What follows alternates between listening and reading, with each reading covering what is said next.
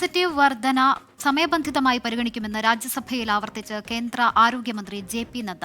ആരോഗ്യ മന്ത്രാലയത്തിന്റെ ഉന്നതതല സമിതി ആശാപ്രവർത്തകരുടെ ഇൻസെന്റീവ് വർദ്ധിപ്പിക്കാൻ ശുപാർശ ചെയ്തിട്ടുണ്ടെന്നും മന്ത്രി പറഞ്ഞു.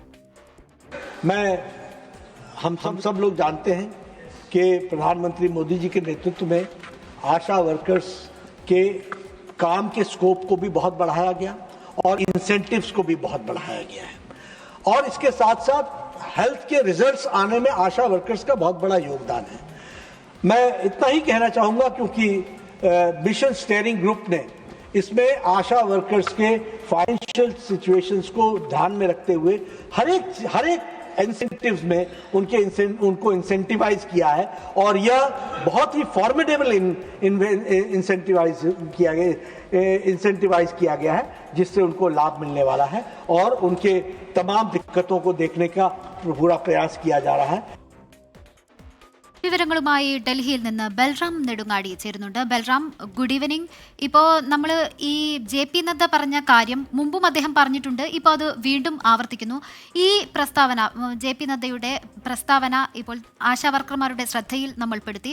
അപ്പോൾ ആശാവർക്കർമാർ പറഞ്ഞത് ഞങ്ങൾക്ക് പ്രസ്താവനയല്ല പ്രവൃത്തിയാണ് വേണ്ടതെന്നാണ്.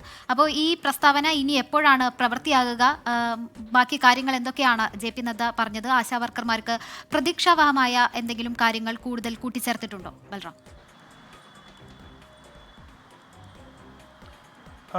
Good evening Sreenitha. നേരത്തെ പി സന്തോഷ് കുമാർ എം.പിയുടെ ചോദ്യത്തിന് മറുപടിയായി പറഞ്ഞ കാര്യങ്ങൾ തന്നെയാണ് ആരോഗ്യമന്ത്രി ജെ.പി. നദ്ദ ഇന്ന് ആരോഗ്യ മന്ത്രാലയത്തിൻ്റെ ധനാഭ്യർത്ഥന ചർച്ചകൾക്ക് മറുപടി പറയുന്ന ഘട്ടത്തിലും ആവർത്തിച്ചത്. അദ്ദേഹം പറഞ്ഞത് ആശാ വർക്കേഴ്സിൻ്റെ ഇൻസെൻറ്റീവ് വർദ്ധിപ്പിക്കാൻ ഈ ആരോഗ്യ മന്ത്രാലയത്തിലെ ഉന്നതാധികാര സമിതി ശുപാർശ ചെയ്തിട്ടുണ്ട് എന്നുള്ളതാണ്. പ്രധാനമന്ത്രി നരേന്ദ്രമോദിയുടെ നേതൃത്വത്തിൽ ആശാ വർക്കേഴ്സിൻ്റെ ജോലി സാധ്യത വർദ്ധിപ്പിച്ചിട്ടുണ്ട്, ഇൻസെൻറ്റീവും വളരെ വർദ്ധിപ്പിച്ചിട്ടുണ്ട്. ആരോഗ്യ മേഖലയുടെ വളർച്ചയിൽ ആശാ വർക്കേഴ്സിന്റെ സംഭാവന വളരെ വലുതാണ്. ആരോഗ്യ മന്ത്രാലയം ഈ ആശാ വർക്കേഴ്സിന്റെ ബുദ്ധിമുട്ടുകൾ മനസ്സിലാക്കാൻ ശ്രമിക്കുന്നുണ്ട്. പ്രധാനമന്ത്രി ജൻ ആരോഗ്യ യോജനയിലും ആയുഷ്മാൻ ഭാരത് പദ്ധതിയിലും ആശാ വർക്കേഴ്സിനെയും കുടുംബത്തെയും ഉൾപ്പെടുത്തിയിരിക്കുന്നു. പ്രധാനമന്ത്രി ജീവൻ ജ്യോതി ബീമ യോജനയിലും ഈ ആശാ വർക്കേഴ്സിനെ ഉൾപ്പെടുത്തിയിട്ടുണ്ട്.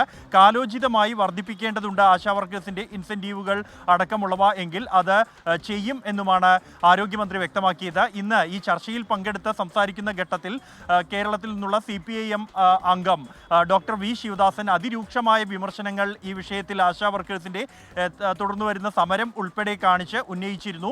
കേന്ദ്രം കേരളത്തിന് ആശാ വർക്കേഴ്സിനുള്ള ഫണ്ട് അടക്കമുള്ളവ നൽകാനുണ്ട് എന്നും ആരോഗ്യ മേഖലയ്ക്ക് 636 കോടി രൂപ കുടിശ്ശികയുണ്ട് എന്നും ഉള്ള കാര്യവും ചൂണ്ടിക്കാണിച്ചിരുന്നു. ഇത്തരത്തിൽ കേരളത്തിൽ നിന്നുള്ള അംഗങ്ങൾ ഈ ആശാ വർക്കേഴ്സ് വിഷയം ഉൾപ്പെടെയുള്ളവ എടുത്ത് ഈ ചർച്ചയ്ക്കിടെ പരാമർശിച്ചിരുന്നെങ്കിൽ പോലും ആരോഗ്യമന്ത്രി നേരത്തെ പറഞ്ഞ കാര്യങ്ങൾ ഒരിക്കൽ കൂടി ആവർത്തിക്കുകയാണ് ചെയ്തത്. എന്നാൽ എപ്പോൾ ഈ ഇൻസെൻറ്റീവുകൾ വർദ്ധിപ്പിക്കുമെന്ന കാര്യത്തിൽ യാതൊരു ഉറപ്പും ആരോഗ്യ മന്ത്രാലയത്തിൽ നിന്ന് ഈ ഘട്ടത്തിൽ ലഭിച്ചിട്ടില്ല. ശ്രീനിത.